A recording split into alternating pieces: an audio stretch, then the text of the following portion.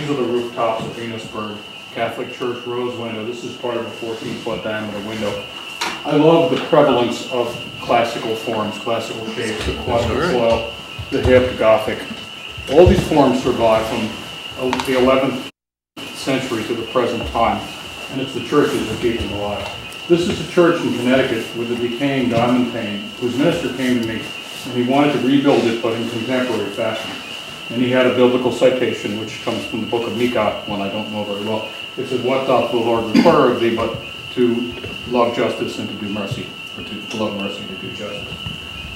This is another church that I truly love working for. This is the Lutheran Church of South Burlington. We did 7 windows for them, and this is the Good Shepherd window, very abstract. You can see the sheep. You can see the black sheep, which is an old stained glass worker's trick for having a little fun with the congregation.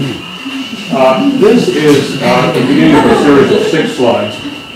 Episcopal Church of Barry asked me to do a large front window, 13 feet by 10, and they had an old decaying triple lancet Gothic. Lancets are like this, a Gothic shape is like that. And here's Karen Delson and myself looking at the central panel. I'll explain about this very strange figure as we go. But the original question was, can we do a dove? Okay, fine, a dove and some grapevines. The dove was supposed to be going up, but then it was supposed to be going down. Then it was supposed to be big across 3 windows, and then it was supposed to be small, and it went on for about a year, this whole discussion process, until one day, Nancy Hansen, who's the trustee of the church and also a great artist, came rushing in with an image she found in a science magazine. She said, "This is our dove." And what it was not a dove at all, but a mathematical figure. And the figure had to do with a Cray supercomputer modeling of the solution to a system of differential equations. I know I'm already crossing some eyes here, but the equations were Maxwell's equations for let there be light. And so this is called the Genesis window, and one of the more fun things I've ever done. We were working 14 feet up in the air. 1 year of talking and designing, and then 3 months to build it under tremendous pressure from the donor whose daughter was going to get married in the church on September 5th. And he said, "I don't want to see my daughter get married in front of a sheet of plywood. Go, guys, go." So we built this window in 3 months, and there it is. It's a very strange figure. Remember, it's from math. It comes from the equations for light. Here are the cosmic rays. Here's a way of symbolizing the beginning and the end of time. Instead of using the ubiquitous alpha and omega the churches use all the time. This is in Barry? This is in Barry, Good Shepherd Episcopal Church.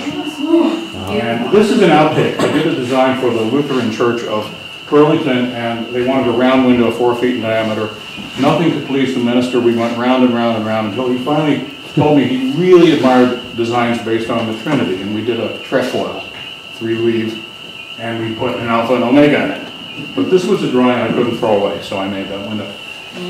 This one, I've always loved Asian art, and in my house, this is my dining room window.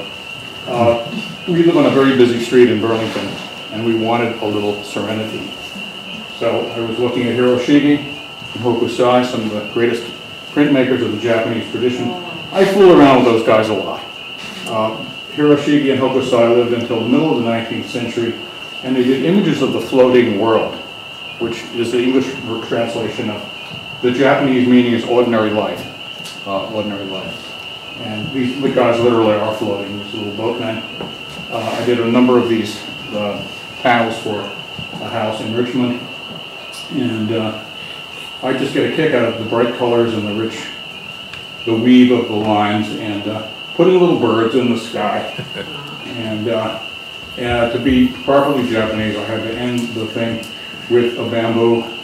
There's our bamboo thicket. We're looking at the sunset. And I put my grandfather's name. My grandfather, Higashi Tanabe, was from Osaka, and I put his name on there instead of mine because I don't have a Ribbecke in common.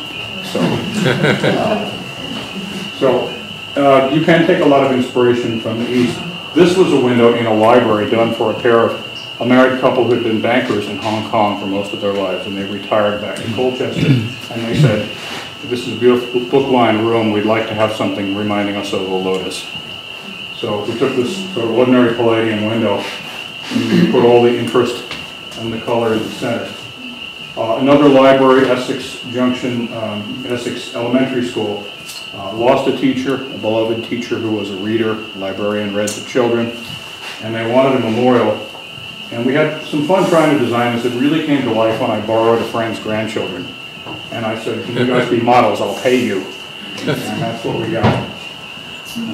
This is just another library window. For some reason, I put 3 library windows.